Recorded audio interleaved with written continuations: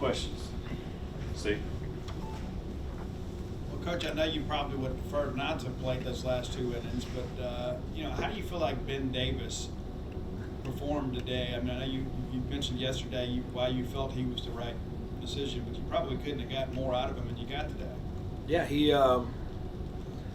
he's pretty special. I mean, he can do some really special things. It's a turbo sinker, so in relief, he was striking out a ton of guys in a day like today. I felt like he had them banging the ball on the ground, which was nice. And man, that gives, when you get 6 innings and 57 pitches, is that right? 57 pitches, that's a pretty good day. And he had a blister. He was messing with a blister in about the second or third inning, kind of just gutted through it. Gave us a quality start. Sam? I think it was Wednesday you mentioned that specifically Aaron Downs, you were like, he's playing well, and I feel bad that you can't get him in the lineup because he's playing well, but it just hasn't been the right fit yet. You get him in today, and I mean, obviously he has a big game. Day. How do you just think he's balanced or done in that dynamic of not being an everyday starter, but it seems like every time he's been a big contributor? He makes my job harder in some ways and easier in others. I said it to the team after the game because I gave Ben Davis the shirt, but I felt like AD could have got it. And every day when he's not in the lineup, I walk up to him, "Hey, be ready." It's matchup, and I got those corner guys are playing really well, and he's always, "Coach, I'm good. Let's win." And that's when you have a guy that's that bought into the program. That's why the game rewards you, because you stay in a good mindset, you keep yourself ready. He's cheering on every guy on the team. He's a really good player. We're lucky to have him in our program. Robert?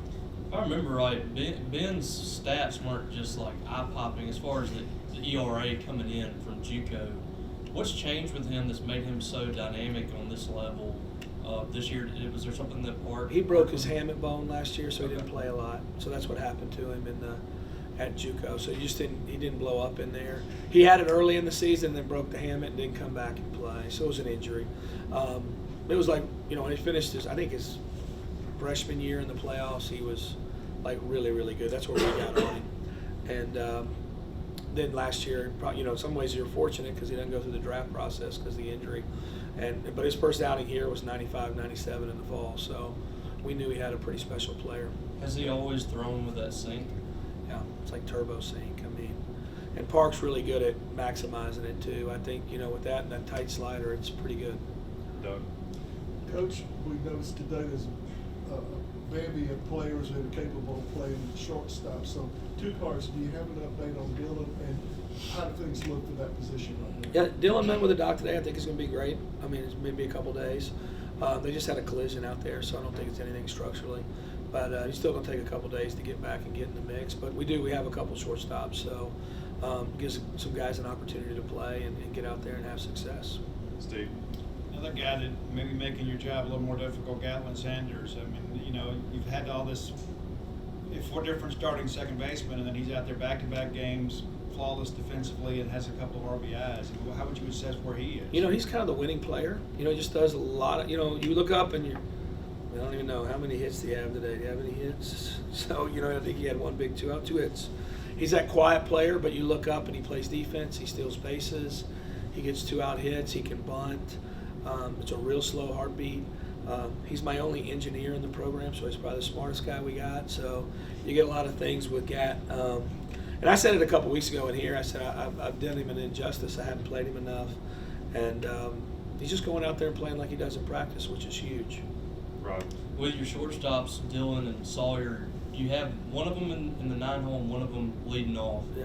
What's that decision making like with those two? And what do you see from both those guys where you have them where they are in the lineup? Sawyer's been a leadoff a lot in his career, so it's just different. Some guys, and I've said it to our team. Dylan, he probably started down there just because of average and everything, but like Dylan's he grinds every at bat out. If you look at his stats, like he's probably got our highest pitches per at bat, walks, HBPs. He can bunt. So you get to the back of our lineup, you got to really, really work when Dylan's back there. And I've been reluctant to move him because his on-base percentage is so high, and he's really starting to swing. And I think we saw that on Wednesday night. He had some really big swings. We're going to wrap it up with these 3, Steve, Sam, and then Doug.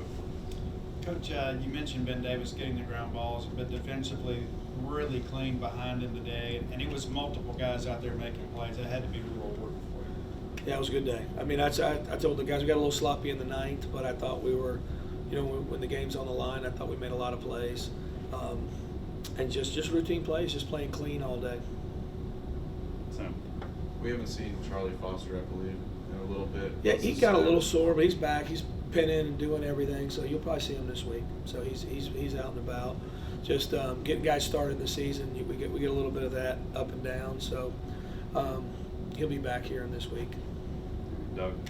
Coach, I wanted to ask, first impressions of Duke Stone. Looked like maybe if it hadn't been for that Sunfield triple that he wouldn't have even given up a run. Yeah, I thought he was really good. He pitched with some composure, and he's one of our freshmen we've been really excited about. Probably haven't had as many opportunities to get him in there, but we're going to need some guys like Duke to be able to help us out. He's so tall and lanky, it's like 7 feet of extension, when he lets go of it, so it feels like it's really close to you.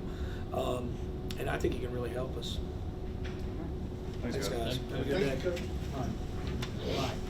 Don't create another argument. Yeah. Day again. Ben now. Davis and Aaron Oh, Downs. man. All right, questions? Robbie. Aaron, it's just getting tougher and tougher to keep you out of the lineup. Every time you come in there, you're hitting a bomb, it seems like. I mean, just what's your approach coming in there and when you get your opportunities, just taking advantage of it? Yeah, Coach Lamona says it all the time. The bus comes back around. You may not be in the starting lineup every day, but when that opportunity presents itself, I'm just having a positive mindset and just trying to put a good swing on the ball. Steve. Ben, just maybe take us through the last 48 hours. Like, when did you find out you were going to start? How did you kind of prepare for the start? And then finally, how do you feel like you performed today? I actually found out Monday, but they didn't really say much about it after Monday. But the last 48 hours, really didn't really think much about it. Just kind of went about my day and didn't try to put too much thought into it. Just try to keep the nerves down. How do you feel like you did today? I feel like I did pretty good. I had the team behind me, so it helps a lot. Robbie. Aaron, in 3 years, you had 0 home runs here. Now you have four or five, I think, in the first part of this year. I mean, what's been the biggest change for you? What kind of adjustments did you make to lead to the production you're seeing this year? Just slowing down mentally and just physically in the box. The first 3 years I've been here, I was real jumpy at the ball, and I started to slow down, and I found results. So, and shown a little bit. Steve. Eddie, along those lines too, one of the things that we see and hear a lot on social media is people like, oh, our approach this, our approach that. Approaches change every single at bat. Maybe kind of take us through that aspect of it with you today, how your approach may change depending on who's on base, what the outs are, and things of that nature. Yeah. So always my first at bat, I'm just trying to hit something like over the second baseman's head, just trying to keep my head down on the ball. First guy coming in, we knew it was going to be a little arm side run on a fastball, and then he was going to throw a slider off of that, so you had to stay down on it. But and then if you got runners in scoring position, like today I had a runner on second when I hit my second home run. Coach Lamonis was like, hey, just stay in the middle of the field, just get him over to third, because there was no outs. So I was just trying to hit a ball backside and then ended up getting it out of the park. Robbie. Ben, from an efficiency standpoint, it doesn't really get much better for a pitcher, less than 10 pitches an inning. What was really working for you today, and how comfortable did you feel on the mound, just kind of going through the motions there in those middle innings especially? Really my sinker. I've been just really working on it and trying to just command it better. And then I was just really having fun. That's all I could do was have fun and trust the team behind me. Doug. Aaron, both your long ball and the home runs out the park. The first one looked like it cleared the entire stadium over the second row of rigs. The second one just cleared the wall. It may seem like a silly question, but did it feel any different when you hit the two of them? No, I mean, I knew the first one I got it pretty good. I think it was a slider that just stayed up a little bit, and then the second one was a fastball in. I hit it off the end a little bit, but they still felt pretty good. Steve. Ben, you were kind of, as a pitcher in junior college, you were known to kind of have a heavy ball, and I know that Parker's a guy that loves to work with sink.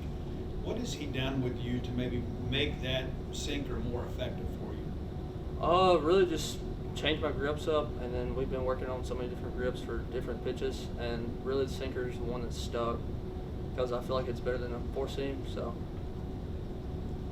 Anything else? Steve. Following up on that too, Ben, obviously weekend at Duty Noble. I mean, you know, you never knew what your role was going to be when you got here, but now you got a chance, opportunity to kind of prepare to be a regular weekend guy. Does that change anything for you? And if so, how do you kind of look at what's next for you? No, I wouldn't say it changes anything. Just maybe like the mindset of just you have to compete every inning, every pitch. Anything else? Thanks, guys. Yep.